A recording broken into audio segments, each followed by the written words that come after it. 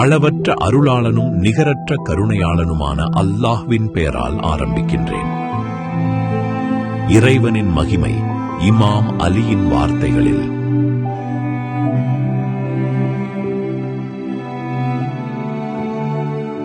துதி முழுவதும் இறைவனுக்கே உரியது. அவனுடைய மகிமையை மகிமைப்படுத்துபவர்களால் நிறைவேற்ற முடியாது.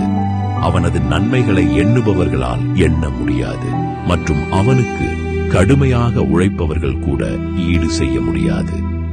அந்த இறைவனின் இயல்பை லட்சியவாதிகளாலும் புரிந்து கொள்ள முடியாது மற்றும் ஆராய்ச்சியாளர்களின் எண்ணங்களால் அடைய முடியாது. அந்த இறைவனின் பண்புகளுக்கு எல்லையும் இல்லை, முழுமையான விளக்கமும் இல்லை. இறைவன் அனைத்துடனும் உள்ளான், ஆனால் அவற்றின் மட்டத்துடன் இணைந்திருப்பதில்லை. அந்த இறைவன் அனைத்திலிருந்தும் மாறுபட்டவனானாலும் அவற்றிலிருந்து பிரிந்தவனில்லை. இறைவன் செயலாற்றுகிறான், ஆனால் நகர்வோ கருவிகளோ இல்லாமல். இறைவன் அனைத்தையும் காண்கின்றான், பார்ப்பதற்காக எந்த படைப்பும் இல்லாத போதும் கூட.